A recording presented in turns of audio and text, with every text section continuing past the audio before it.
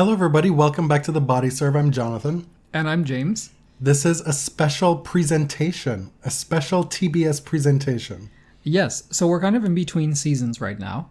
In between seasons 5 and 6. The 2020 tennis season has officially started with the ATP Cup, but we want to present a totally different, out-of-time experience. So is this part of season 5 or season 6? It doesn't matter. What it is a part of is our ongoing series of standalone episodes. We've previously done a partial history of LGBT folks in tennis. We've also done a historical episode where we looked at what tennis was like in the pre-open era leading into the open era, what that all was about. Man, if I just did a terrible job of describing that, but you can go back and look into the archives. We got to work on the elevator pitch. This episode is about the great legendary Monica Seles, and rather than being a biography, this is more of a look at how she has been talked about throughout her career. It's a critique. It's a look at how people wrote about her when she was a child, when she was a dominant superstar, after her stabbing, and just kind of a reflection on this unique career, something that we have never seen in tennis and won't see again. There's so much to unpack with Monica Seles.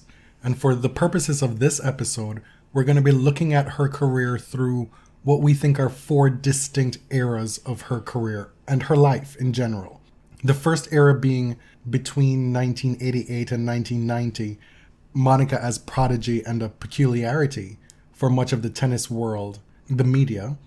The second one being her era of dominance that was accompanied by a fair bit of drama, some of it of her doing a lot of it having to do with how the press was wild in the way it covered her, not knowing what to do or say about Monica Seles.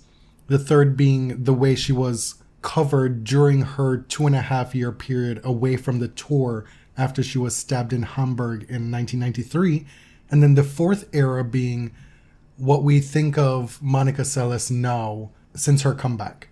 From 1995, starting with the exhibition against Martina Navratilova, heading into the Rogers Cup, and then making the final at the US Open, into retirement.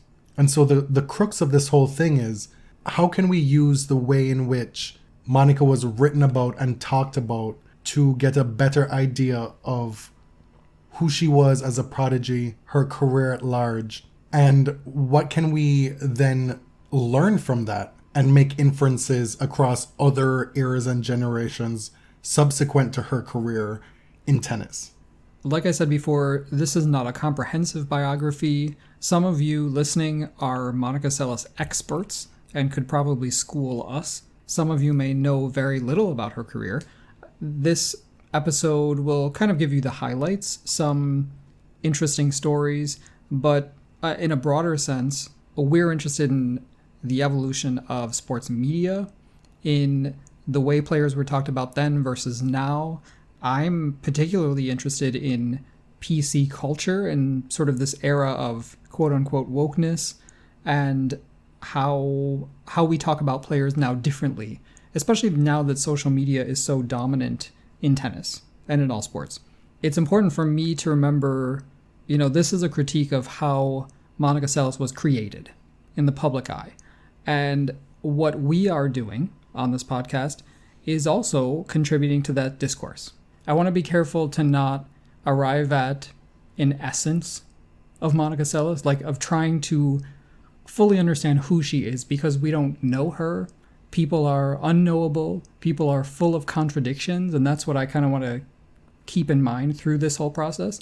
What we're looking at is how Monica Seles as a figure was constructed through these different eras, rather than, who she really is. And looking back at these specific moments in time and the way she was covered to get a better idea of what it was like to be her at those specific times, rather than letting you know who she was. Right. Why did you want to do this episode? This was your idea. And I have really become very excited about it. But at first, I was struggling to find, where is the episode? So what brought you to it? I'm just a genius, James. What can I say?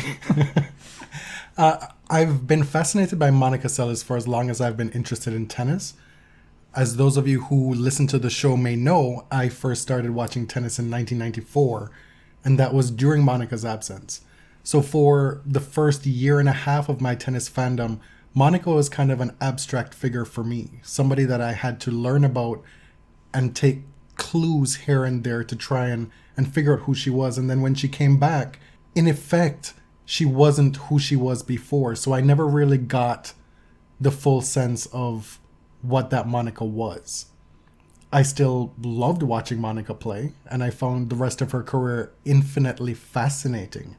But this was a way for me to go back and fill in the blanks a lot for me in my own personal tennis history.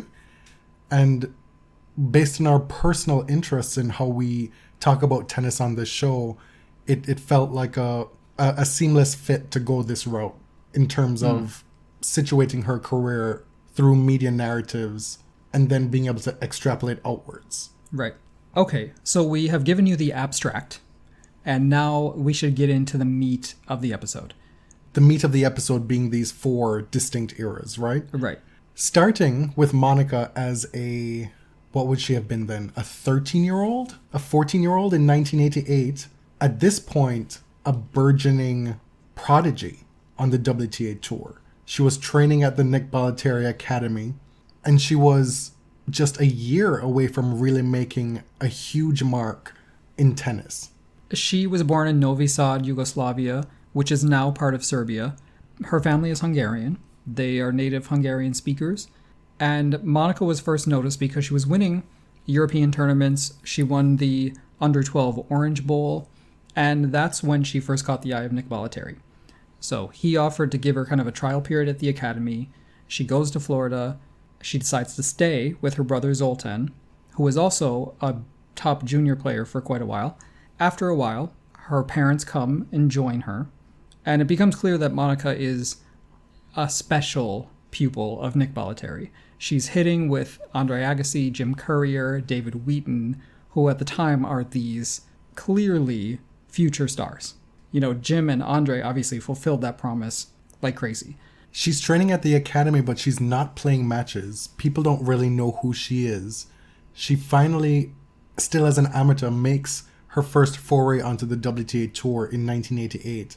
In her first tournament, she wins her first match in Boca Raton, gets Chris Evert in the second round, and loses.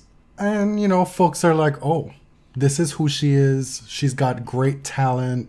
This is definitely somebody to watch. Little did they know that in less than a year, she would be making the semifinals of Roland Garros and then finishing 1989 as the world number 6 player as a 15-year-old.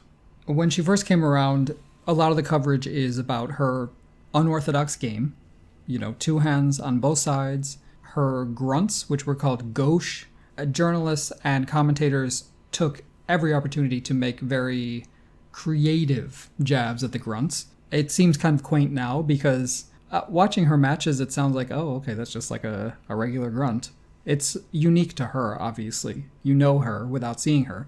At the time, it was considered a little wild. But also at the time, you had, and not dissimilar to what we've seen in our time covering tennis, this, what can only be described as sexist double standard, whereby Jimmy Connors and Andre Agassi were out here grunting up a storm, but they weren't getting nearly the press ink as a 15-year-old Monica Seles was with respect to this grunting thing. Right. And we've seen that in recent years as well. The likes of Nadal. Nadal has one of the most pronounced grunts that you can imagine in tennis, as do any number of other men, but we only ever hear about it because folks dwell and harp on the alleged high-pitched nature of women's grunting. There are a few threads in the early coverage of Seles. There's the grunts, the sort of eccentric nature of her and her family, and her game, which goes along with the sort of almost mysterious Easternness about them because they were still behind the Iron Curtain at that time. Nobody really understood Yugoslavia and the ethnic and civil tensions going on there. And at the same time, there was marveling at what she could do on a tennis court. There was a definite othering of Monica Seles in the early parts of her career. The Seles family was seen as such a curiosity. You have her father, who's a cartoonist, who was a triple jumper. Her mother is a computer programmer. Her brother travels with her. The dog, Astro, you always hear about Astro, who was named after the Jetsons. They were really kind of a low-key family, but they were covered as if they are this traveling circus, this entourage that American Western media doesn't really know what to do with or how to talk about. There's a definite similarity between Seles' father and Richard Williams. Yes. Because it's almost as if tennis media knows what to do with the abusive father who is absolutely no good for their child's career, right? Like, that's been covered. They know what to do with that. But when you have a tennis parent who is not playing the game as you want them to play, but still maintaining the best interest of their pupil and child, that becomes weird. People don't know what to do with that, right? And Richard is much more of a self-promoter, I think, or a promoter of his girls than Karoe was. But they both seem to love and have the best interest of their children at heart.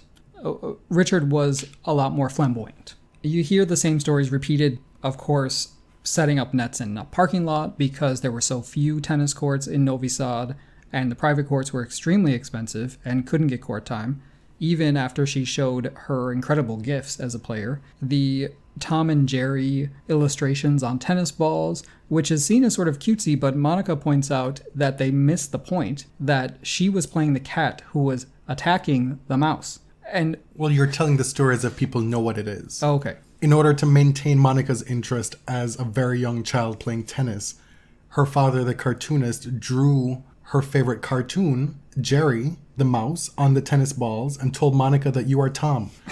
You need to go and get all of the Jerrys, essentially. Right. So it's cute, but this is also a young girl who lined up her dolls on the court so she could whack them with tennis balls. There is a ferocity about Monica Seles from a young age that you can see throughout her career and the way that her game is built. The game is so aggressive. Well, this goes back to how folks didn't know what to make of her. Mm-hmm. You have this meek child, right? She's a child when she bursts onto the stage. She's a child when she's the dominant world number one as well. Yeah. A 16-year-old. Yeah. So you have this meek child, this bubbly child, this young woman who is interested in pop culture, who giggles. God forbid she giggles, you know? And so there's a cutesy aspect, and then there's this disconnect between that and what you see on court, this ruthless killer who will take out Chris Evert in just her 5th tournament on the WTA Tour in Houston in 1989 without any fear. She did not fear anybody on court. And so this disconnect between these two identities of Monica Seles, and then you accompany that with this perceived mysteriousness of the family, the peculiarity of the family, not knowing what to make of them because they were so different from what people knew, right? All these things working together to then create this tornado of competing media narratives that serve to really make things difficult for Monica at the top as a child. Right. So you have this thread of the Seleses are unusual, they're extremely private, insular, and Monica's game is unorthodox and wild, and you should fix her forehand. And then at the same time, we have legends of the game saying, we need to be scared. Martina Navratilova was still very much a top player at that time in the late 80s and into the early 90s. Martina said that she has the ability to, quote, render all the women on tour extinct. She said this shortly after Steffi Graf won the Golden Slam. This is a woman who had just won 5 slams in a row, and Martina's looking at Monica and saying, oh wow, like this is something we haven't seen before. Ted Tingling, who became a kind of friend to Monica in the final years of his life, whom Monica admired very much, he felt that Monica was the first real heir to Suzanne Langlois, who he knew very well. When you relay that story of how Martina felt that she could just wipe out the WTA Tour, it's kind of at odds with Chrissy after playing her those first couple times saying, well, she could be number one in about 5 years. Yeah. Chris, God, I just love, I love how their personalities come through their court styles. Chrissy is so even, so tempered in the way that she plays, and she thinks before she speaks, right? Like she's not prone to outrageous generalizations like Martina can be. I think a story that encapsulates what we were talking about, these swirling contradictions of who Monica Seles was as a kid, is her 1989 match against Zina Garrison at Roland Garros. It was a controversy at the time. Zina is the top player. Monica's this young upstart. She was 15 at the time. They come on court, and the ball kids hand Monica a bouquet of roses. And Monica starts handing out individual flowers to people in the crowd. This is unusual. And then she turns and presents one to Zina Garrison herself. And Zina refuses it, and the crowd boos her. Well, she refuses it, and Monica, you can see her gesturing like, oh, okay, Right. I don't really know what to do here. And then she goes and puts them down. It seemed in that moment when Zina rebuffed her gift of a rose that she realized that, okay, this is getting away from me here. Right. So this is the third round of Roland Garros, a tournament that Monica will go on to dominate. She beats Zina Garrison easily. You can, watch the highlights. She's got Zina on her back foot throughout the entire thing. Like, it's just incredible how a 15-year-old pushes around Zina Garrison, who is clearly such a beautiful athlete. And Zina was not happy about it. They were not close. They have since reached a peace. But at the time, Zina said, it's a bunch of hype. She's just another baseliner. This is after Monica wiped her off the court. Monica said, I would accept a flower from her. I didn't want to cause any problems. I didn't know what to do with the flowers, and they love flowers here. And so with Monica, sometimes you get the feeling that you're never getting the full story, which I think is true for a lot of people. And you can see how maybe what Monica viewed as just a simple off-the-cuff gesture is seen as offensive and outside the unwritten rules of the game to the other players. But what's at play here is that Monica is clearly a threat to these women. Yes. At 15 years old, she's a threat. And so what's an innocent thing, something like just giving some folks some flowers, is taken as disrespectful. It's taken as, who is she? Who does she think she is? This is not the time or the place. We don't like her. Right. And so instead of, say, for example, if Coco Gauff had done that at Wimbledon last year, we're like, oh my God, that's so cute. Her naivete, her newness, she's unblemished by the darkness of professional sports. It's so refreshing. There was none of that, right? There's this villain coming to upend everything that we know about tennis. Right. And keep in mind that the two darlings of women's tennis, the woman who had carried the tour for the last 15 years and participated in one of the most storied and greatest rivalries in the history of all sport, Martina Navratilova and Chris Evert, they were still playing. Where was Monica Seles going to fit into this? Chrissy and Martina were still hanging on. Seles-Graf was fully entrenched as the world number one. And here is this 15-year-old handing out roses in the third round of the French Open? Like, what's going on? I think you can definitely see that there was a lot of resistance to Monica Seles getting to the throne of women's tennis. Right. So this Roland Garros in 1989 was her debut at a Grand Slam tournament. She reaches the semifinals and loses to Steffi Graf. She came into that tournament 8-1 on the year. And her debut on the WTA Tour was auspicious. She won the Virginia Slims of Houston against Chris Evert before Roland Garros that year. You don't see this sort of record very often in tennis. She did not lose in a first round in any tournament until 1990, till she had been on the tour, not full-time, but about 2 years. A story I like that paints Monica in a different light is playing Chris Evert in Chris Evert's final U.S. Open in 1989. They met in the round of 16. Now, Monica had already had a win over Chris and a loss. And she writes in her autobiography, the first one, that she did not want to be the teenager who kicked Chris Evert out of tennis. And I get that.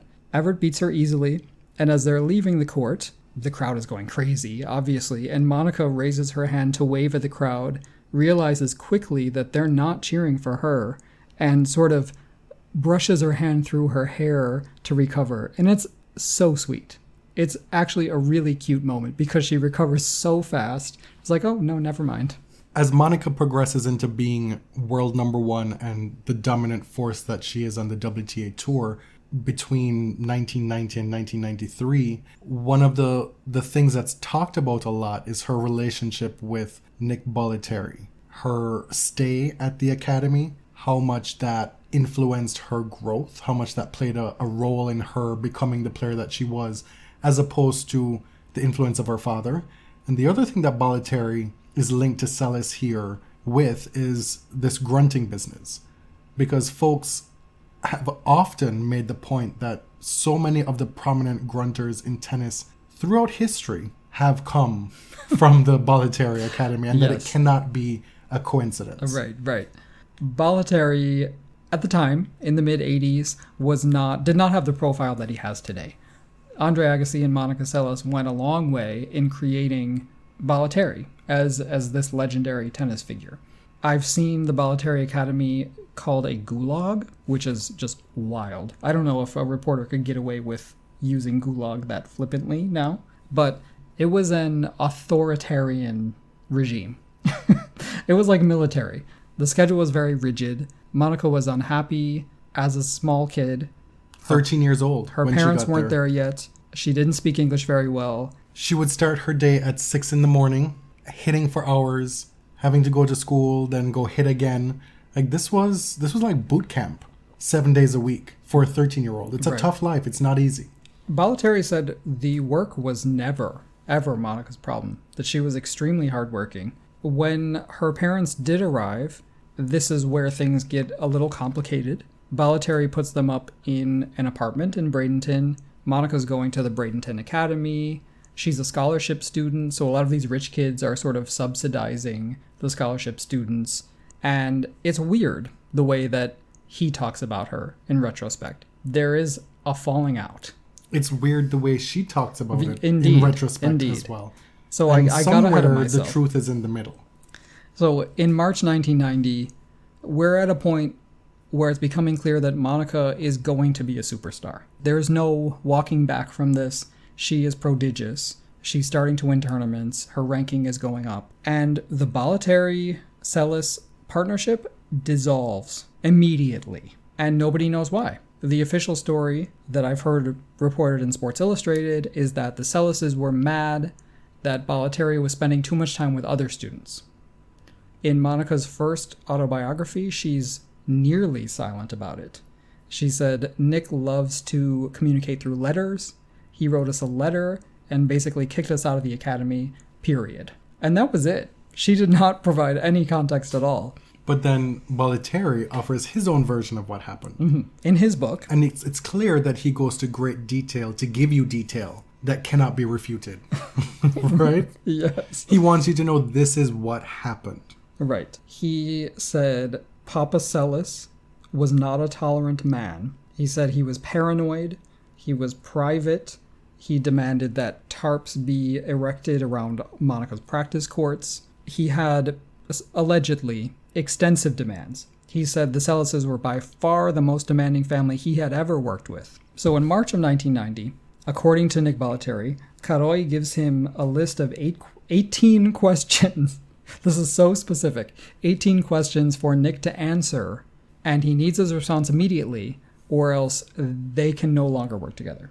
Bolletieri also tells this story that Papa Seles wanted this rope installed in one of the indoor facilities so that Monica could hang from it parallel to the ground to build her core strength or something. Kind of like what Serena did with, like, you know, when she was doing the aerial or whatever. Yes. Yeah. And Nick says it cost how many $1,000s to get installed, and that Monica never used it. And he said it's still there. It's still there, yeah. And so he wants you to know that there were all these demands constantly made that he filled that weren't always needed, and then the Seleses eventually just left him high and dry. That's the long and short of it. Right. He says that they left him high and dry, and they say something different. Right. Well, we do know, because Monica said this as well, that they worked without a contract for years. And this is when the relationship broke down, is when Bolletieri pressed them to put something in writing to formalize the relationship. Caroi did not respond, allegedly. And Nick said, we can't work together anymore if you're not going to commit. And so reading both accounts, they're both unsatisfactory. you know the truth is somewhere out there. We don't know who's closer to the truth. All we know is that Bolletieri and Seles did reconcile later on, and they seem to be in a good place. Monica thanked him at her Hall of Fame ceremony. They've come a long way, because in the 90s, the Seles family line was that Nick was never really her coach. He didn't really contribute that much to her game, and it was just convenient. Meanwhile, you have this 15, 16-year-old girl who is at the center of all of this. The center of this controversy, this drama with Bolletieri that's playing out in public. She's about to become the biggest tennis star in the world. And she's being made to answer for the decisions of her father, really, at that point. And so in 1990, it's a fascinating time in women's tennis, because Monica is clearly the heir apparent to a still very young Steffi Graf. How does Steffi feel about that? But not great, Bob. At the same time, in 1990, Jennifer Capriati is the one who's captivating the tennis world. Mm-hmm. And it's Capriati who is dominating the headlines, allowing Seles to somehow kind of develop under the radar, under a kind of a diminished spotlight. Right. Dominating headlines in the United States, at least. Correct. Which was, in many ways, the epicenter of a lot of tennis, especially hardcourt tennis. And it's where many of these women trained. The LA Times in 1990 said that Capriati-Seles is, quote, the rivalry of the future.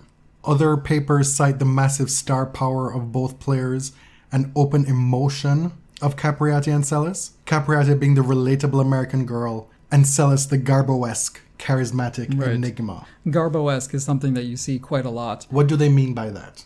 Garbo, Greta Garbo, the great movie star of the 30s, was reclusive, mysterious. She had this air, this enigmatic presence about her. She was fascinating because of what she hid from you. And Monica, in many ways, embodied that and played it up knowingly. She would, for different reasons, would appear in public in disguises and wigs, and there were some theatrical moments in Monica's early career, which we'll see in a little while. But there was something undeniably electric about Seles and Capriati. I wanted you to talk about that Garbo-esque aspect there, because I wanted you to situate that in 1990 at the start of her career, because that's going to loom large when Seles is off the tour after the stabbing. Indeed, yes. Because the media has created this narrative surrounding Monica Seles as this mysterious, unknowable person who is deliberately keeping information about herself and her game from the media, right? She's playing this coy tit-for-tat business. Right. And they then become very sinister, they being the media, in how they use that to speak awful things about Monica while she's recovering from her stabbing in 1993. Yeah. Where are we on the tennis court in early 1990?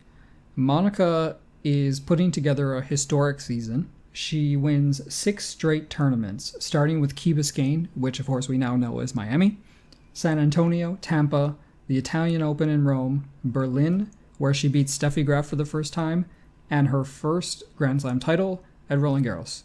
6 tournaments in a row.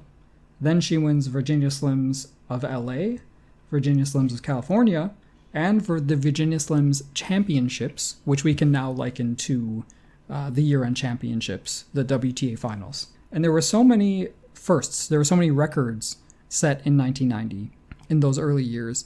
She was the youngest in the Open era to win a major singles title at Roland Garros, and the youngest since Lottie Dodd did it in 1701. She was the youngest ever winner of the Virginia Slims Championships. She played the first 5-set women's match since 1901. Not the first best of 5, but the first that actually went 5 sets versus Sabatini. And at the time, in early 1991, she became the youngest number 1 in history at 17 years and a few months, soon to be surpassed in several of these records by Martina Hingis. But that brings us into what we see as kind of the next era of Monica Seles' discourse, which is the dominant, mysterious, drama-filled era. The starlet. So kind of like 1990 to 93, if you will. You talked about Monica's breakthrough 1990 season. That starts this second era that we've been talking about. The 1990 French Open, that win, establishes Monica as a true star. By the time we get to 1991, she wins the Australian Open, wins the French Open, and she's well and truly world number one. She is that player, right? Like, she is squarely at the top of the game. And with that, folks need to know what to make of her. And we see time and again that folks struggle with that. There's this starlet business. We see so much ink being spilled about the fact that Monica liked Madonna, which in 1991, as a 17-year-old, how is that surprising that she would like Madonna? Why is that interesting even? That she wanted to be an actress, that she wanted to go to Hollywood. These are whimsical things that young people think about. Hell, when I was a teenager, I thought I was going to be a singer. I can't hold a note to save my life. You romanticize Hollywood and fame and all this stuff, and you think, I'm going to be the next big star. And so when Monica is winning hundreds of thousands of dollars at tennis matches, making millions in endorsements, like, the world is literally her oyster. Like, she can do anything she wants, so why not dream big? And she has parents who are telling her, you know what, play tennis for as long as you want. And if it's not fun anymore, don't play anymore. That is so different than so many of the tennis parents of her peers. There was an obsession with her hairstyles and her hair colors changing frequently. Again, something that is totally normal for teenagers to want to do. But there was this charisma that Monica had, and this candor. It's weird because it's candor mixed with these varying episodes of extreme privacy and reclusiveness. But I think, growing up in the era of the Williams sisters and where we are now, we're used to that. We're used to tennis players wanting to be celebrities in other ways, having fashion lines, doing commercials, having even reality shows. But this was still kind of new when Seles was an 18, 19-year-old. Venus and Serena did those things. Monica only talked about doing those things, and it set things... And it was a scandal. It's crazy. Jeanette Howard, she writes that Seles insisted on near total control while reserving her right to act unpredictably. Okay. Okay. So, let's get into the episode of her career that explains that most clearly. The 1991 Wimbledon withdrawal and her subsequent reappearance in New Jersey. This, I gotta say, is absolutely insane by the standards of any era in tennis. This is wild. This is one instance where the press was probably within its right to cover it sensationally, because you got the sense that Seles not invited it, but did contribute a bit to the whole bizarro nature of it. I disagree, but continue. Okay. The facts are that after winning Roland Garros, Monica Seles kind of disappeared from the public eye for a few weeks. There was rampant speculation about her participation in Wimbledon. She was dealing with shin splints. We know that she was injured, but the press at the time didn't know or didn't believe that she was injured. She didn't really make any statements until shortly before the tournament, because as she says in her book, she really wanted to play. She was holding out hope that she'd be able to play and did not make a withdrawal announcement till the 11th hour, till like 3 days before the tournament started. The traditional tennis press sees this as a great disrespect. Meanwhile, we see this all the time now. We've come to accept that folks should give themselves as much time as possible to play these tournaments. And so Monica does pull out of Wimbledon, but the media is going absolutely wild with these accusations, many of them very unkind. They speculate that she is taking advantage of this weird glitch in the ranking system whereby she can retain her number one ranking by not playing. And that would be important because if she maintained the number one ranking through the end of Wimbledon, she would have been able to cash in a bonus. Right. So much of the negative stuff and the speculation that we see about Monica during this time, and especially during her time away because of the stabbing, is this sinister speculation that she's doing things for money. Which is weird to me, because the Monica we know now, we understand that's probably not her at all. And she already had so much money. The other speculation was that she was pregnant, which, of course, if you're a young girl and you behave strangely, people are going to assume you're just pregnant. But it has more to do with the media's obsession with Monica's physical appearance and weight as well. Because she had apparently put on a few pounds as well at that time. And so what do they write about? They need to find a way to be able to talk about that. Right. So I love this. So her agent, Stephanie Tollison, tells Monica behind the scenes, you have to say something. At least let me tell them you're not pregnant. Monica bites back, who says I'm not? This comes from Monica in her first autobiography. Yes. Meanwhile, the WTA fines her $6,000 for pulling out. Bud Collins allegedly said on air that Monica should be banned from the tour for 1 year for pulling out of Wimbledon without citing a specific reason. This is scandalous at the time, what she did. Jerry Smith, who was the executive director of the WTA, was sent to investigate because there was this air of mystery of what was going on with our number one player. He was satisfied with the conversation, but he did levy an additional $20,000 fine because she played an unsanctioned exhibition in Mahwah, New Jersey, which is where the bizarreness comes in my defense. We get to New Jersey. The shin splints are better. She's able to compete. She accepts this big guarantee, $350,000, which now would probably be in the millions for someone of her stature. And the press is wild. She appears at this press conference before the exhibition. In the press conference, she waves around a t-shirt. And on that t-shirt, it's printed Rome, Paris, Wimbledon. Wimbledon is crossed out, and Mahwah. In her autobiography, she says that she had no idea that that's what the t-shirt said. That there was another t-shirt that she was given before, and then this one was switched out. And if she had known that that's what it said, she would never have done it. Who knows?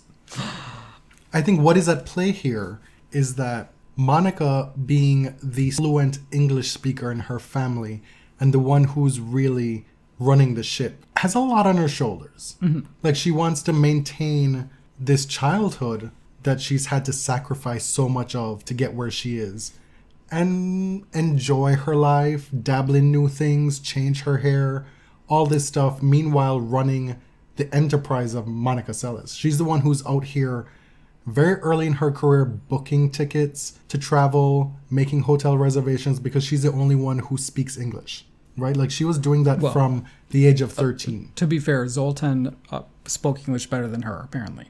But she took ownership of her career as a child, basically. My point is, she's trying to live her life as a teenager, run her career as an adult without the skills needed in totality to be able to do that to satisfy the public. Like, she did not know anything about public relations. She knew about what she wanted to do as a 16, 17-year-old. Right. And there was also this business of maintaining family privacy, which was obviously something that was learned from her parents at a very young age. Mm-hmm. And in large part for safety, or for the perceived need for security. And the media makes fun. It's not an exaggeration to say that they make fun of her for that. Even after the stabbing, they make fun of her for that. But we do see at least a better contextualization of that almost paranoid need for security from the Seles family. Well, I'm glad you said almost paranoid, because that's exactly how it was described. It was. And I always took, well, I say always now, in doing the research for this episode, I really took offense to that, because somebody's own perception of their own security and safety is their own business. Right. It's not for you to tell them whether it's paranoia or not. Right. Especially when you grew up in a place like Yugoslavia, where Monica's grandfather was persecuted by Nazis, where, things are just quite a bit different than growing up in the United States. They may have had good reason to feel unsafe. They got death threats. Like, right. That is not something that is unknown. That was known to folks as a teenager. And it was consistent death threats. But back to the Wimbledon withdrawal. The undercurrent of all of it, and the tone from all the writing, is there was something nefarious here. And where Monica's PR skills and her inability to let Stephanie Tollison and IMG or whoever handle this better because she wanted her privacy. Where that failed was, it seems that she was actually injured. She was. She was, wait. She was actually injured.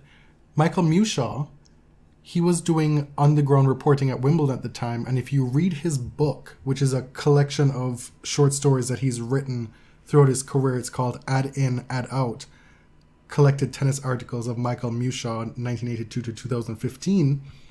There's a story in there, an anecdote where at the 1991 French Open, Monica had been hitting with Barami. And Monica's dad wanted him to come on board and coach her on a more full-time basis. And he was like, no, I'm still out here making some money from exhibitions. I'm going to keep doing that while I can.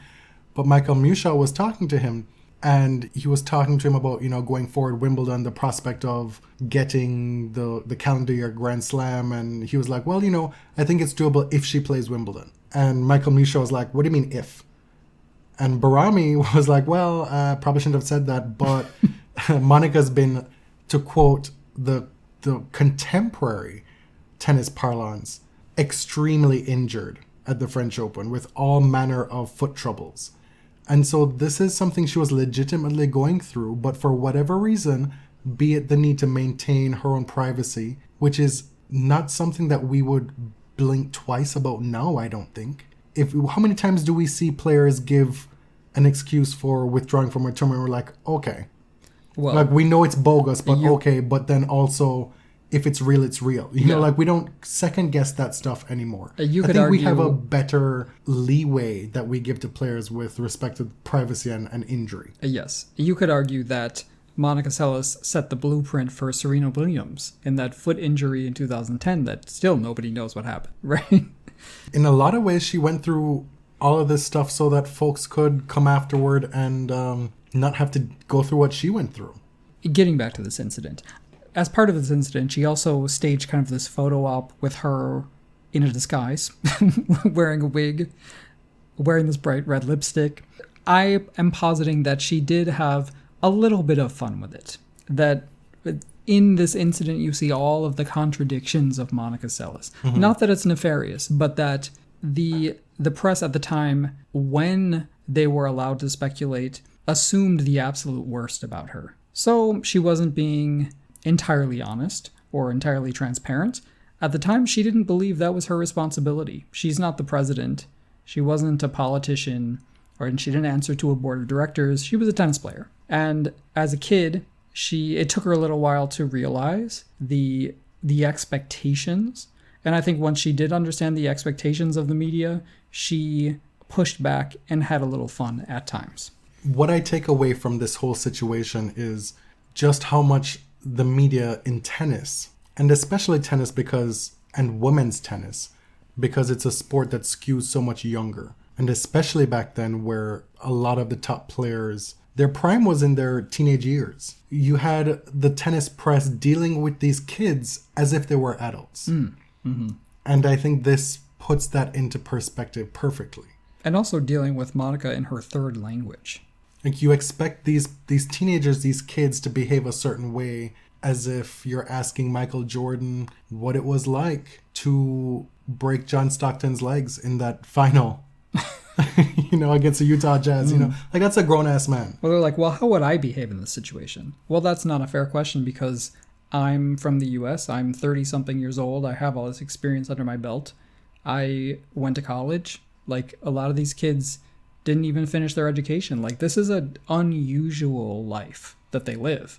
If at 35 I come into $7 million, what would I do? Would I make responsible choices? I'd probably make a damn fool of myself. We're mocking kids at 15, 16 years old for the choices they make when they have newfound fame and celebrity and money, and are these huge global icons for the very first time at such a young age. It's strange to me. And so all this is wrapped up in what it was to be Monica Seles at the time. It's not a unique experience to her, there were those who went before who experienced it at a much smaller scale. But Monica was really ushered in that era, I feel, as being the young tennis star growing up in the paparazzi age where celebrity media was exploding. Mm-hmm.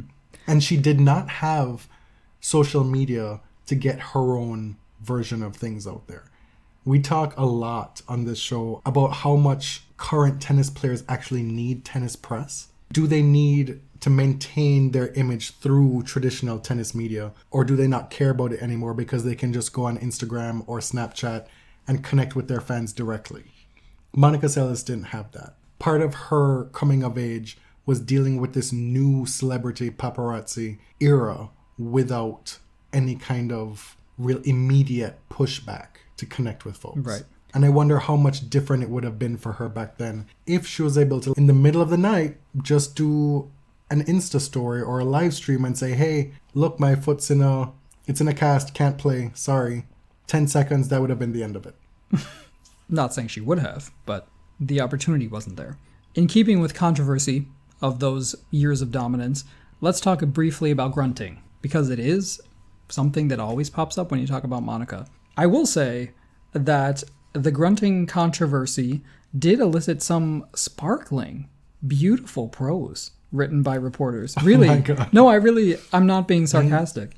Curry Kirkpatrick of Sports Illustrated describes the grunt as, quote, a bewildering array of guttural yowls that seem to vary in timbre according to the situation. Ted Tinling himself said Monica used to sound like a Christmas goose being strangled to death, but she's gotten much better. This grunting controversy that you're talking about happened at the 1992 Wimbledon, correct? It came to a head.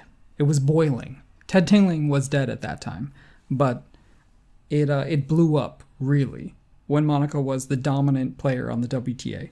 At that time, she had won the last 5 slams that she had entered. 91 Australian, French, missed Wimbledon, 91 US Open, 92 Australian Open, 92 French Open, got into Wimbledon in 92 with the opportunity to go for the calendar year Grand Slam this time around, where she wasn't able to the year before because of the injury. And so she had an absolute target on her back at this tournament, and the obvious target for folks to go at her when they couldn't beat her on the court was with the grunting issue. Right. A British tabloid reporter allegedly created this gruntometer.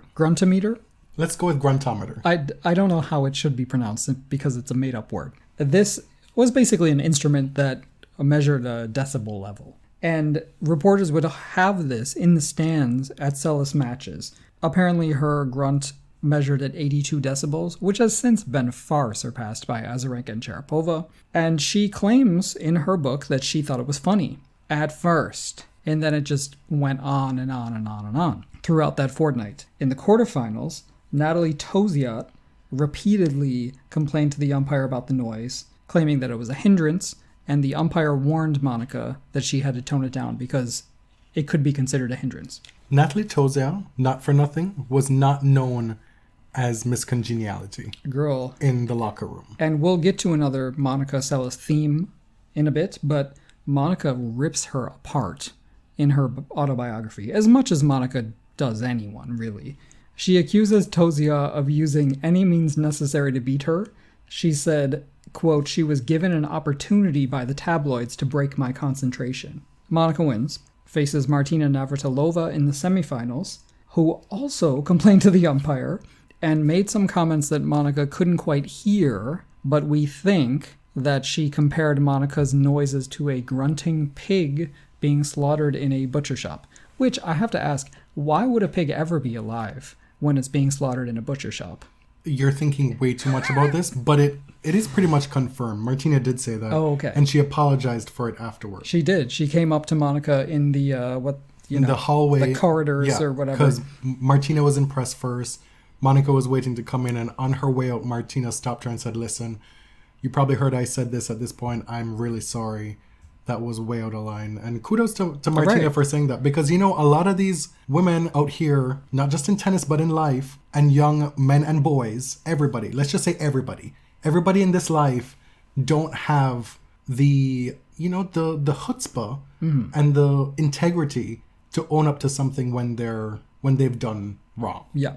Martina apologized. Monica obviously holds great affection for Martina to this day, the way she talks about her. This is another trait that you can see throughout the Seles life cycle, is that when she doesn't like somebody, it is extremely clear. And when somebody has earned her loyalty, they do not lose it. Gabby Sabatini, Monica calls her a great lady multiple times in both of her memoirs. Well, Martina was also incredibly kind to Monica during her absence later from on. the tour. Yeah.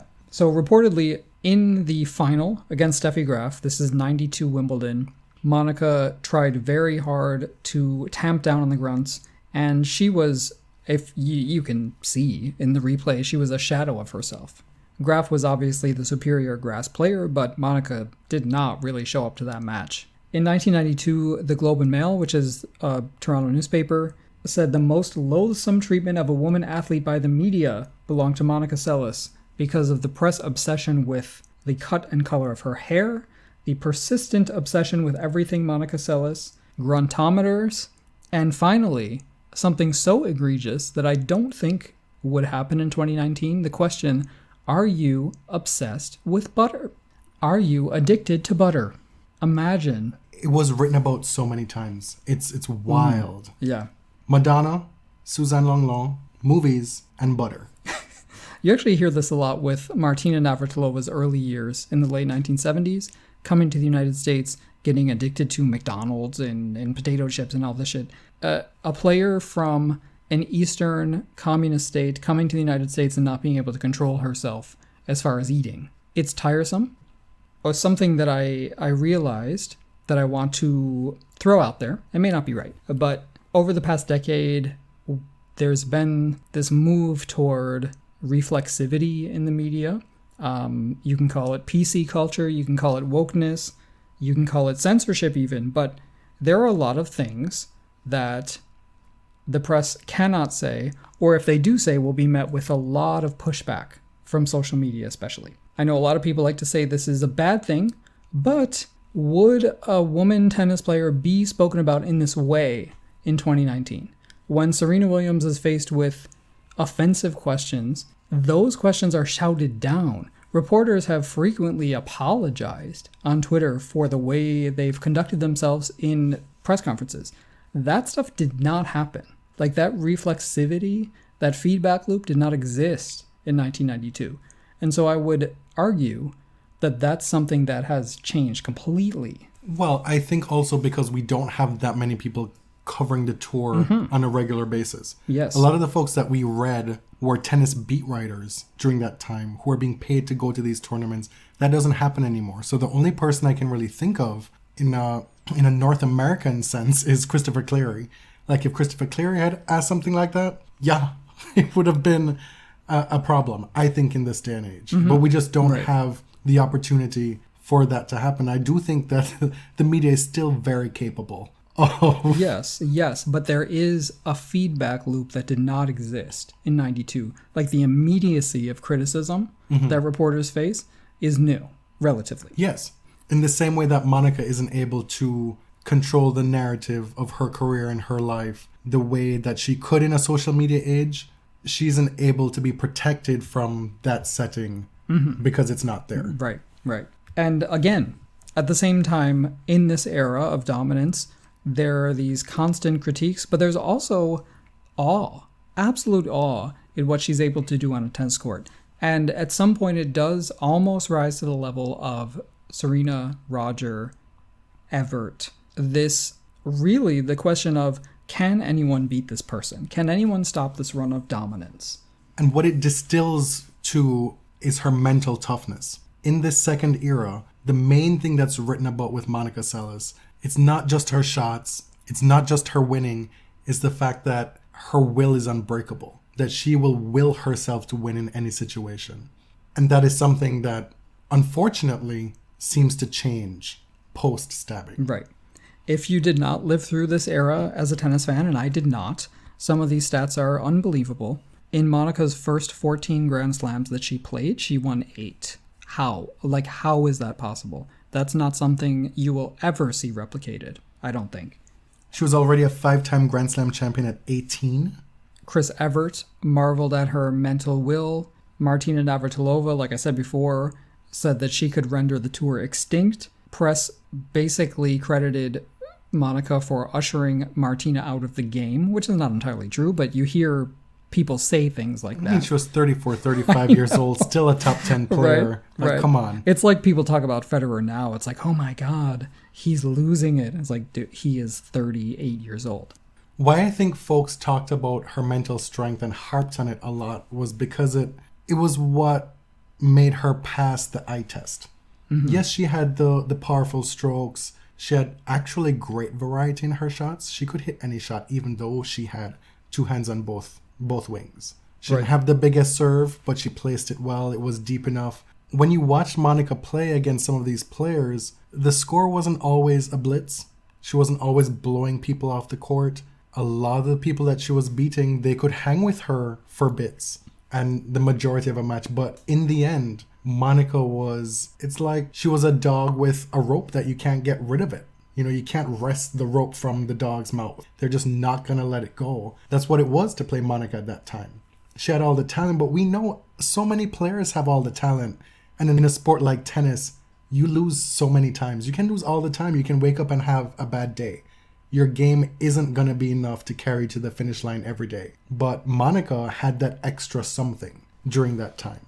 So in the middle of this historic run of dominance, putting together seasons that rival some of the best seasons in the history of tennis, everything changes. In April 1993, she goes to Hamburg to play a clay court tournament. In her quarterfinal against Magdalena Maleva, on a changeover, she is stabbed in the back by a person named Günter Pasch with a 12-centimeter boning knife. She lunges forward and misses really what if could have been a catastrophic blow to her back. The knife hits under her shoulder blade, millimeters away from her spine. Pasch is tackled by spectators before he can wind up and take another shot at her. And this sport, all sports perhaps, are changed forever. There aren't enough words, there aren't the proper words to put this one incident into proper context for all sport, not just tennis.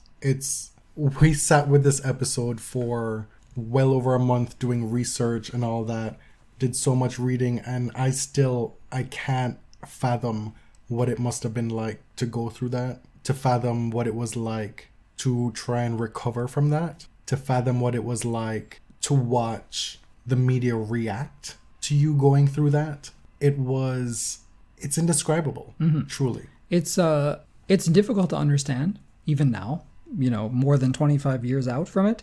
It's hard to talk about. And, I didn't even live through it as a fan. I didn't know what was happening when I was a kid. So we don't want to dwell on the incident itself, but more of the fallout. Mm-hmm.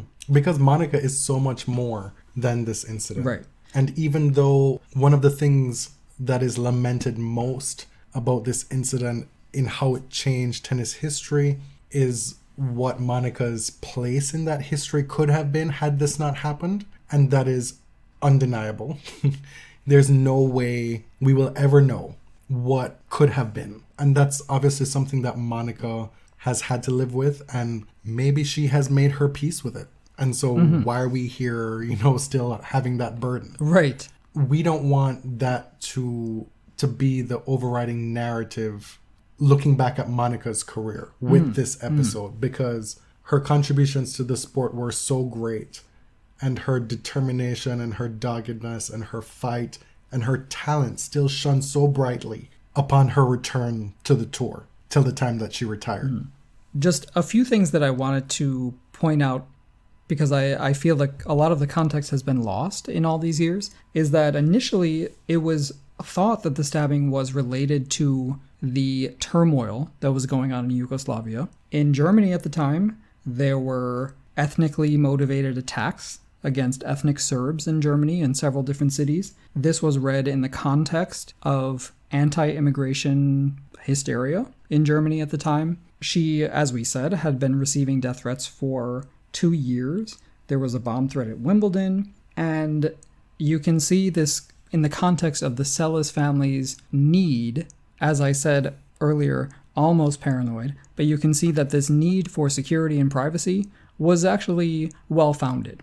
The fact that they put this 6-foot or 10-foot stucco wall around their compound in Florida that was behind 2 locked gates, maybe that need for security had some realistic underpinnings. And so this event, when you're very exposed, but you're at your workplace, you're doing what you love, and you're attacked, how does that leave you as an athlete who already had fears for her safety before this happened?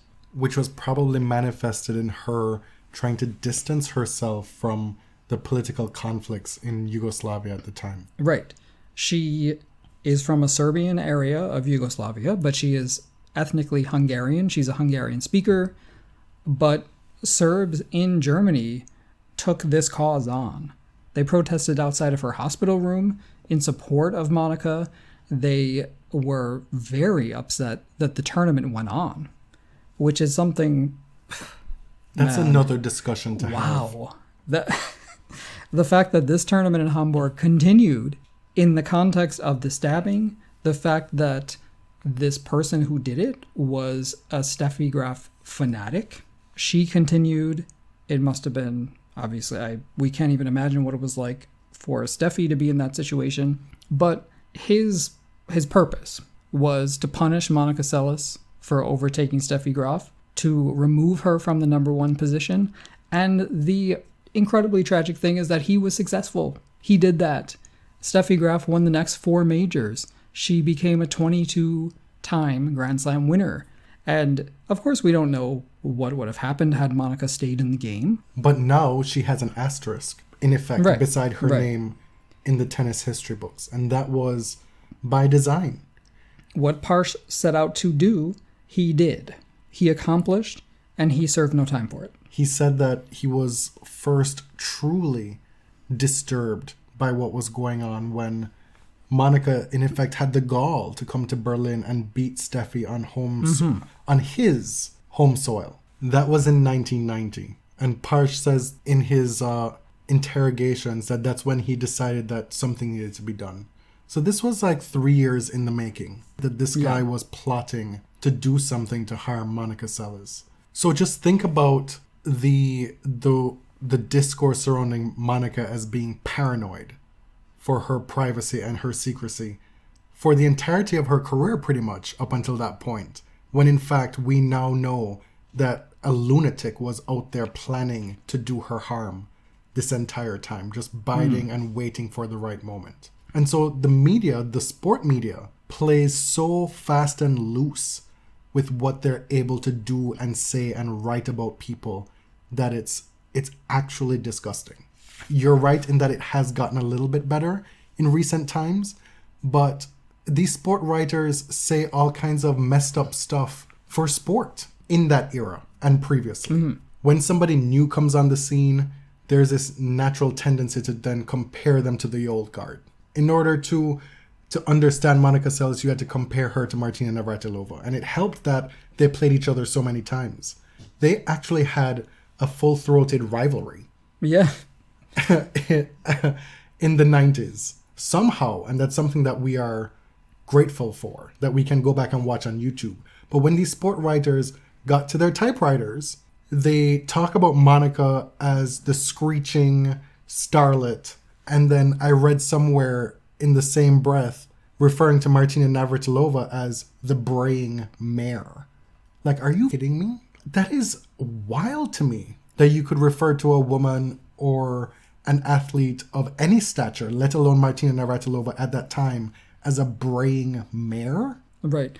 And I think it is something that happens less and less now. Yes. Because of the PC brigade, as they're called. So Monica was stabbed in Hamburg. The fallout from that over the next 2.5 years dominates a lot of the tennis headlines. In the interim, Seles-Graf and Arantxa Sanchez Vicario dominate women's tennis. Right. They form a rivalry that may not have happened if that incident had not happened in Hamburg in 1993. And that is what kind of brought me to tennis. So I feel extremely conflicted about it because I was an Arantxa fan initially. And Those matches against Seles-Graf were some of my earliest memories of tennis. But what we want to talk about here now is what that process was like for Monica and the media narrative surrounding her. Will she, won't she, when will she return to tennis? Shortly after the incident, less than a month, Jerry Smith, you'll remember him from the Wimbledon withdrawal incident, the head of the WTA, organizes this hasty vote. 17 of the top 25 women voted whether or not Monica Seles should retain her number one ranking indefinitely. Everyone voted no, except for one abstention, Gabriela Sabatini, who Monica continues to hold in very high regard. It's no accident that Monica had such nice things to say about her in her first autobiography, given that she was the only one that abstained or did not vote to take away her number one ranking. Mm-hmm. Monica writes that she was extremely hurt at the time. She said, quote, "It felt like everyone benefited from the stabbing except me.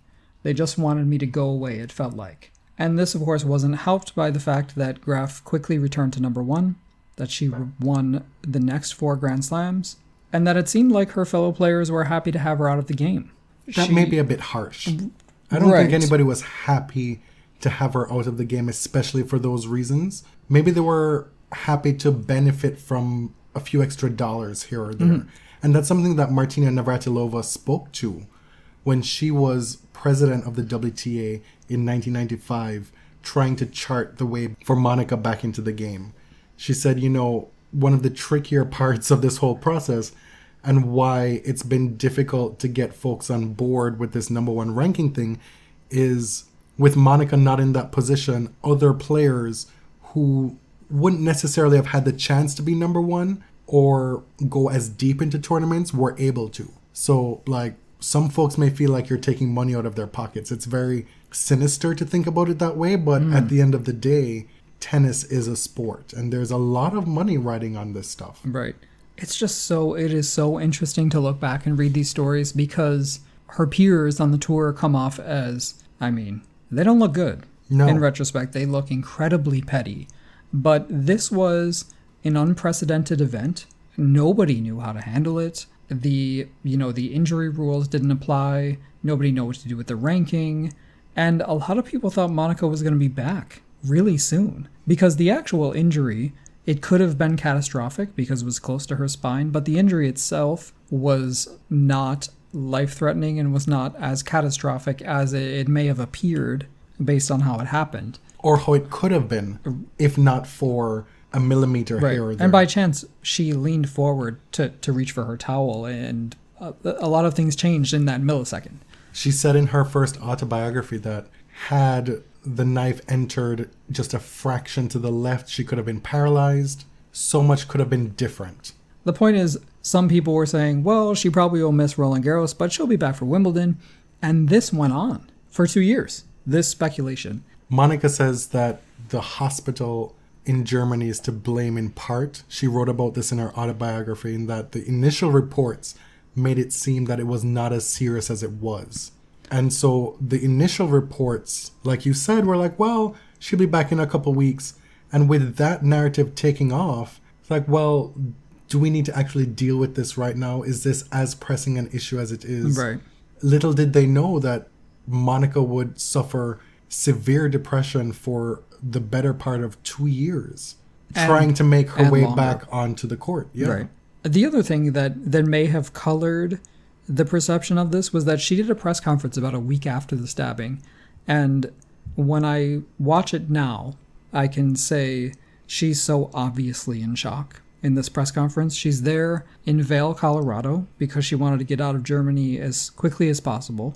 She flew to Vail, Colorado with doctors she knew, and one of her doctors is there by her side. But she's giving a very calm and obviously subdued, but she's not overly emotional in this press conference. And it's so strange to watch this, knowing what's going to come. She's going to be out for 27 months. She's going to suffer depression. She is going to suffer what will eventually be diagnosed as post-traumatic stress disorder, which I think the public didn't really know that much about at the time. And it's fits and starts, right? Like, she trained with Jackie Joyner-Kersee in late 1993. She was planning on returning. Said she was in the best shape of her life. She went through these episodes of binge eating, serious depression where she wouldn't leave the house, and nightmares where she would relive the incident where she couldn't not see his face. Mm-hmm. So, like, those 27 months she was out was, it's not linear. Like, nobody knows how to recover from an incident like this because it had never happened. And depression and PTSD is not something that you just sort of overcome on this upward gradual incline, right? And I think there wasn't a lot of understanding and empathy given to her, knowing what we know now. Because two things were at play. This narrative of Monica as being a ruthless killer on court had been developed so fully in those 3 years of her at the top that folks expected her to just come back and chase down those Tom and Jerry tennis balls. As if she weren't a feeling human being with emotions and a soul that wouldn't be emotionally affected by this. Right. And when you watch her in that press conference, I view that as a direct response to everything that had gone awry with how she had handled the media in the preceding years. And so when this speculation is running rampant, she knew that she had to get ahead of the story and try and course correct a little bit. When in fact, she was in no shape. It was too soon. Yeah. And after that, over those 2 years, she made something like 4 or 5 public appearances, like so few. She didn't feel prepared to face people. And at the same time, her father is diagnosed with cancer. Yeah. Shortly after the stabbing, in 1993, he undergoes 2 surgeries, one for prostate cancer and one for stomach cancer. He tells Monica he doesn't want to fight anymore. This is a lot for anyone. But it seems like the Seles family is collapsing, right? All this is happening while the media doesn't know the full extent of it. They see this press conference that Monica's given shortly after the attack, but they don't know, she doesn't know the full extent of what's to come, and by extension, they don't. Mm-hmm. She feels that she's on her way back at certain points, and then she suffers setbacks. Right. They don't know the emotional turmoil of having to deal with the attack in Hamburg and then the prospect of losing your father, your closest tennis confidant, the architect of your career, in a sense, the person who's been there for you the most through this entire Seles ride in tennis. And all this is happening behind the scenes, and folks are still wilding out in the tennis press, just speculating. It's writing for sport. Not just writing about sport, but writing for sport about sport. In Monica's silence, they fill it. They say she was purposely trying to cash in on an insurance policy. They say, I'm sure she'll be back, and that when she's back, she'll do it at a time that's most financially advantageous to her. She's accused of sort of milking this time away to get a better deal with her move from Fila to Nike. She's sued by Fila in this period for breach of contract and fraud. They eventually dropped the fraud case, but not the breach of contract. She herself has her own civil case against the German Tennis Federation for not providing proper security. She doesn't win that, but people speculate that she was milking her absence to make a better case in her civil trial. While she's trying to get back on court, get herself physically and emotionally okay to just live, not to come back to tennis, but okay to just be a human being again, she has to deal with the criminal case of Gunther Parch in Germany as well. Right. Both of them. Because there's 2. There's one trial, and then there's an appeal. The judge is rather sympathetic with Parch in both situations. He doesn't serve jail time because of the way that German law is structured. It didn't rise to the level of an attempted murder charge. It was causing bodily harm. So they didn't bring an attempted murder charge. And really, like, his confession, his deposition was taken as word. And the second judge in the appeal said that Monica's absence was a determining factor in his ruling. Monica did not want to testify with her back to the court, with her back to her attacker. Logistically, that is how the German courts were set up at the time, where if Monica had gone to that trial, she would have been sitting physically with her back to Gunter Parch, which is, if somebody can understand why that would have been a non-starter for her, I can't, I don't know what to say to you. I'm sort of dumbfounded by that whole thing. But after many, many months of work with a therapist, of spending time with her family, of regrouping, Monica Seles decides that she is ready to come back to the WTA Tour. In spring of 1995, she enters into negotiations with the WTA, and none other than Martina Navratilova, who at that time is retired but is the president of the WTA Players Council still. She had retired from singles. Martina reached out to her in that spring and said, hey, I'm going to be in town. Can you help me and be a hitting partner for me? I need to get my stuff into gear kind of thing. And Monica at that time was finally in a place to instinctively say, yeah, sure, why not? Without thinking about it. And she got on court with her and they had a good hit. And Martina left that practice by saying, I have no doubt that Monica will be back because she is who she was. But Martina went there knowing that Monica needed help. She needed a push. It was an incredible act of kindness. One of the many stories that we read throughout this whole process that stuck with us, and this is the one I want to relay on this show. After that practice, Monica tells the story of Martina giving her a bracelet. And Monica says, no, I can't take this. It's too much of an expensive gift. Because it was like gold or something, And Martina says, no, don't worry about it. If you want, you can give it back to me when you're back on tour. And she did. But as president of Players Council, Martina floats this proposal. She says, install Monica as the co-number one for a temporary period to help her transition back on tour. It's unprecedented. It's never been done, but this is an extraordinary circumstance. And at first, fellow players were like, hell no, absolutely not. But eventually, this did pass. At the time, the WTA rule was different. It was that when a player would return from injury, she would return 30 spots lower than her ranking when she went off. But this is clearly not a typical injury. So the WTA accepted this proposal. She came back famously as the co-number one player with Seles-Graf, enters her first tournament at the Canadian Open in Toronto, Ontario, and wins, and goes on to win the next three. She beats Anka Huber, Yana Novotná, Conchita Martinez, losing 8 games the entire tournament. It was a dominant performance. She makes it all the way to the US Open final in her second tournament, where she plays Seles-Graf. Monica had set point in that first set against Seles-Graf in the 1995 US Open final. She hit what she thought was an ace down the tee, and I've scarcely seen Monica move with such verve and vigor on a tennis court. She was so pumped, thinking she'd won that first set, and then the ball was called out, and Monica went on to lose that first set tiebreak. She won the second set in a bagel. She was pissed.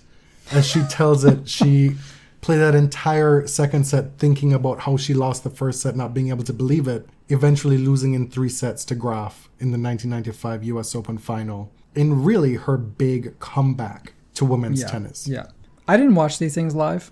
I wasn't watching tennis at that age. I was 9 or 10 years old. Steffi looks so bad in a lot of these stories. And it's not entirely fair to Steffi because Monica at that time was getting the support. She was beloved because she was the triumphant return. But Monica says Steffi went over and hugged her mother first before anyone. She came to Monica. They had an embrace at the net. It was nice. And afterwards, Steffi said this was the greatest victory of her life. And Monica calls that incomprehensible. And I, too, call that incomprehensible. I don't get it. For me, I'm not here to fan the flames of the Seles-Graf fandoms, because one of the things I learned most from doing this research is you cannot watch any Graf or Seles video from that time, even if they're not playing each other, without some mention in the comments about what could have been for Monica, or what definitely would have been regardless for Steffi. It's one of the most polarizing discussions in all of tennis. We'll touch on it a little bit, but I do not want to get into making casting aspersions on Steffi Graf for this episode. Okay. Okay, fine. 1996 in January. So we are squarely in the fourth. Yes. The fourth era. Sorry, we didn't announce that. In the fourth incarnation of Seles discourse. This is the comeback. This is when she becomes, quote, the most beloved woman in tennis. This is trying to recapture that fire that she had in the early 90s. When she first came back, there was this pervasive narrative that with Steffi suffering from ongoing injuries and Monica looking like Monica of old, and with kind of a revamped serve, a serve that was more powerful than before, that Monica was primed to just run away with stuff. Right. And I mean, she wins her first tournament back. She gets to the US Open final. And in early 1996, she wins the Australian Open. After winning her opening tournament of the season. So by the end of the Australian Open in 1996, Monica has played 4 tournaments in her comeback, and she's won 3 of them. And in the 96 Australian Open, Graf did not play, but you start to see a new generation emerge. And it's so interesting. So, of course, Sanchez, Martinez, Uber, Pierce, Sabatini, they're all there. But guess who else is there? Martina Hingis and Lindsay Davenport, who are beginning to become the great champions of the next generation. They weren't quite there yet. And Venus and Serena are almost there, Right. but Venus not will quite yet. kind of debut in the following year. And then we have Clijsters and Enna coming shortly thereafter. So Monica comes back to... Comes back to a different tour. It was expected to be her tour. Right. With the way folks told it, but in effect, she came back to a vastly different game where the power tennis that she perpetrated and implemented on the WTA tour had metastasized. And not only that... That sounds malignant. It had grown, and in Yes. different ways. And the physicality of the game had gotten different. And not only that, you had this kind of in-between era where the likes of Martina Hingis could dominate in different ways as well. Right. You had... At the same time as this powerful ball striker like Lindsay Davenport is starting to make You her... had this double-headed monster of vastly different styles of tennis dominating the game. And Monica had to try and navigate her way through that. So in that Australian Open, she's a total mess physically. Like, her shoulder hurts. She's got a pulled ligament in her ankle. She had the flu or some sort of virus throughout December. She was probably not in the best shape. And she wins the Australian Open. And what no one could have predicted at the time is that was her final Grand Slam. These are the contradictions, like the total mystery of Monica Seles' career, that was it. There were so many near misses, right? There were 2 more Grand Slam finals after that. The one that people really remember is the 98 final at Roland Garros, which she lost to Arantxa Sanchez Vicario. Arantxa winning her 3rd Roland Garros title, matching Monica Seles. It was yet another Grand Slam final where Monica lost after winning a 6-love middle set. She did that in her first Slam final back against Steffi in 95 and also against Arantxa in 98. So one of the stories of this latter part of Monica's career is that she could outplay the best players, but often not for entire matches. She could still beat anybody. Oh, yeah. There was nobody that she couldn't beat. She beat Steffi Graf. She beat Martina Hingis. Her record against Martina is not great. She won like maybe 33% of those matches, but she still beat her 5 times. Mm-hmm. Well, maybe Venus Williams. She really did struggle against Venus Williams. She was 1-9 against Venus Williams. In effect, 1-10 with the Olympics loss in 2000. But there was nobody that she didn't have at least one win against, really. But you point out that despite all of the could-have-beens and whatever, Monica Seles had a great career after 1996. If you look at her comeback as the start of a second career, it was still excellent. Right. She won 17 further titles. She won 3 Fed Cup titles. When you look at those Fed Cup wins, I would challenge you to find greater Fed Cup teams in history.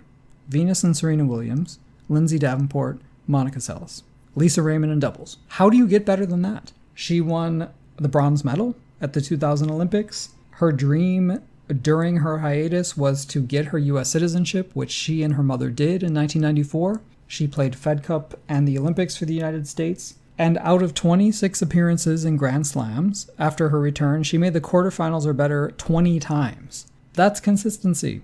It may not be dominance, but it is a great career. It just so happened that from the quarterfinals on, there were just so many players who gave you so many different looks. And it seemed that Monica, for varying reasons, wasn't able to attain her physical best fitness levels Right. in her second career. We know now, based on her second memoir, she's very forthcoming about the struggles with an eating disorder, that she was unhappy, that she was grieving her father for years. And she just couldn't get it together, like mentally and emotionally. And she didn't do that until she took time away from the tour, effectively left the game in 2003, didn't announce her retirement to 2008. But the Monica Seles we know now is almost a different person. But the ways in which she was talked about when she came back were so vastly different from her first career. Alexander Wolff in Sports Illustrated wrote about Monica after losing the French Open final in 1998. Indeed, there was no noise more joyful than Seles' familiar high-pitched grunts during her matches and giggles after them. Previously, you'd see that tandem, that combo written about her so many times, grunts and giggles. Literally, there was pretty much no article that could be written about Monica without you seeing grunts and giggles. And it was never done in an affirming way, but this was. Right. Folks were happy to have her back. They were happy to have her performing at this level, blitzing Martina Hingis at the peak of her powers in 1998 at the French Open, in the semifinals, to get to the final of the French Open, her favored surface, her favorite tournament in all the land. And folks were just so happy to have her back and in those moments. Like, how did we get here? Those things that reporters found annoying 6 years before, are now seen as joyful, a joyful noise. She becomes a revered figure. And a lot of it is because for a lot of her comeback, the comeback lasted 9 years, she was no longer a dominant champion. She was still consistently ranked top 4 in the world. Yes. And I will say her final full year on tour, she made 3 quarterfinals and 1 semifinal at the Grand Slams. The consistency was crazy. Go back and watch some of those matches. You may look at her and say, well, wow, she's so woefully out of shape. But it's not really reflected on court in a lot of those matches. I know. It may be reflected in being able to win 7 matches over 2 weeks. But the actual eye test of her game in a lot of those matches is still awe-inspiring. She was still beating Capriati. Remember, she and Capriati were supposed to be the next great rivalry. It never happened, obviously. But when Capriati made her big comeback in the early 2000s, Seles was still beating her. And I remember watching one of the first matches that made me a fanatic was Seles saving 6 or 7 match points against Capriati. And Jennifer was so mad about the shrieking. Listen, you all played in 1990. This was not an issue for you then. You won doubles tournaments together as 14-year-olds. Right. You played one of the most legendary U.S. Open semifinals ever in 1991. The grunting is not new. Seles was always a factor. And that is a huge credit to her. Because one of the things that folks are tempted to be left with thinking about Monica Seles in her second career is one of sadness and one of regret and one of stolen opportunities. When in fact, it can be read so differently as one of incredible resilience to put yourself out there over and over again and still perform at such a high level against such a varied opposition. There were so many different people to beat. By the end of it, there were so many different people. We are talking about what is now considered by many the golden age of the WTA. Yeah. And Monica Seles was squarely there. And I don't think it's a black mark on her career that she only won 1 more Grand Slam after she came back. I think it's still entirely possible that the stabbing robbed her of countless other Grand Slams. Yeah. Absolutely. But the only tragedy that I can see in viewing her second career is the not knowing. Right? That's the part that's tough to grapple with, because what she actually did in her second career was pretty remarkable, considering the added strife that she went through. In that 1998 French Open final, she was playing weeks after her father had died. Yeah. The tournament started 11 days after her father's death. And in that semifinal against Martina Hingis, that was some of the best tennis Monica played in her entire career, to beat Martina Hingis. Another interesting thing that was going on at this time, now that Seles had been elevated to this revered figure as a kind of a grand dame of the WTA, she's being cast in opposition to the young up-and-comers. It wasn't that long ago when she was the young up-and-comer, right? This is like a 24-year-old woman who's considered the old lady. How many hats must one woman wear Right. in her career? I actually laughed like out of cynicism reading some of this stuff. She was seen as a much-needed respite from this new wave, these brash young women like Hingis, like Venus, Kornikova. The way that Monica is contrasted with these young women, they're called the teenage arrivistes, that they, quote, engaged in all kinds of woofing and adolescent gamesmanship. They took advantage of the rules, and Seles could not be bothered with any such trivia. And that's from Alexander Wolff, who we've quoted a lot in Sports Illustrated. This is in direct opposition to Martina Hingis, who is someone who is known for arguing line calls, for all sort of theatrical displays. They used Venus leaving the court to change her skirt as an example of like a non-Seles behavior, which was weird. But it made me realize, like, there is nothing new under the sun. Monica was that person. You know, Monica was Martina Hingis at the time. That's how they talked about her.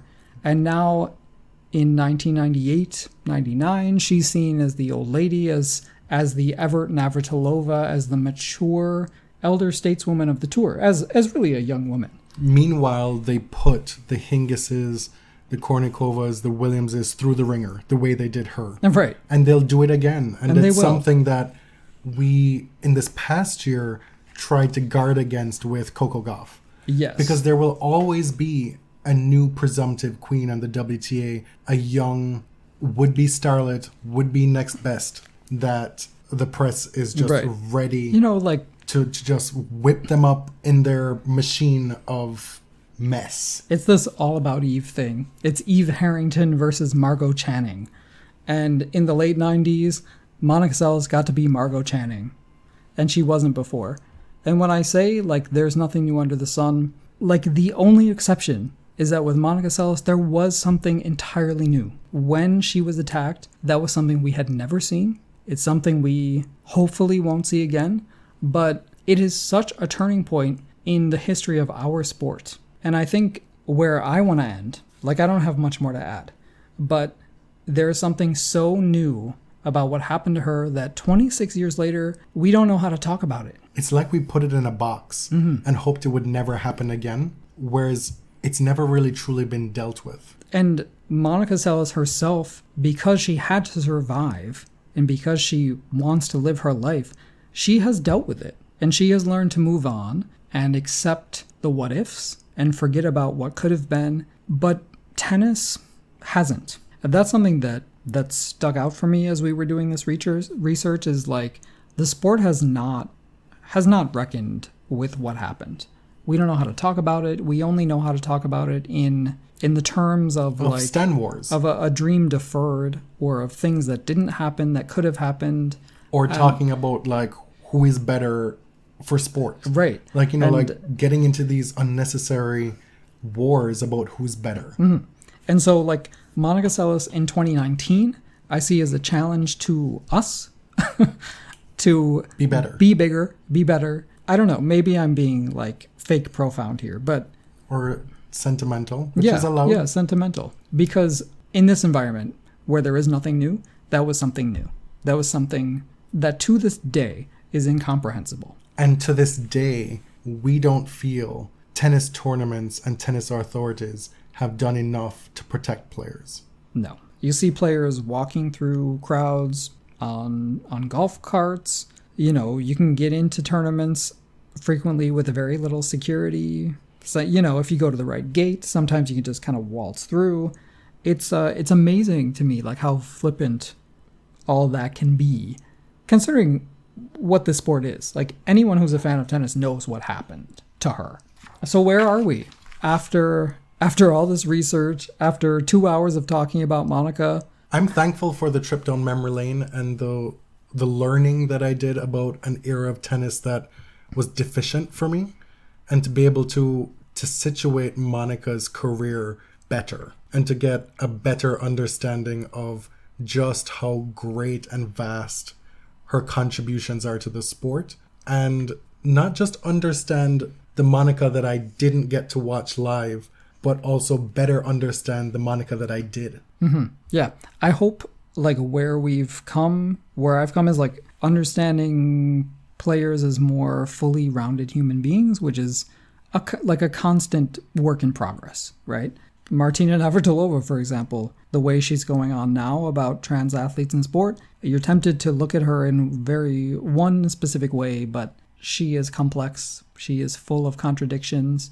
And one more thing. To me, the reason that Monica Seles was so charismatic in the early 1990s is because she had a little bit of edge. There was a little bit of toughness, je ne sais quoi, mystery. There was the slightest bit of meanness that made her incredibly compelling. Or a little bit of a wink. Yeah. So remember to make your heroes complicated. Thank you for listening. This has been a month-long project and process for us. It's been with us over the holidays. We are relieved to have the recording over, to be frank. If you're still here, thank you. It will be our longest episode ever at this point. I don't think there's enough that we could cut in the editing process to stop it from being. I think it's warranted, given the topic. Stay tuned. Our genuine debut of season 6 of the 2020 Body Surf season will begin soon. Till then, my name is Jonathan. You can find me on Twitter at tennis_John.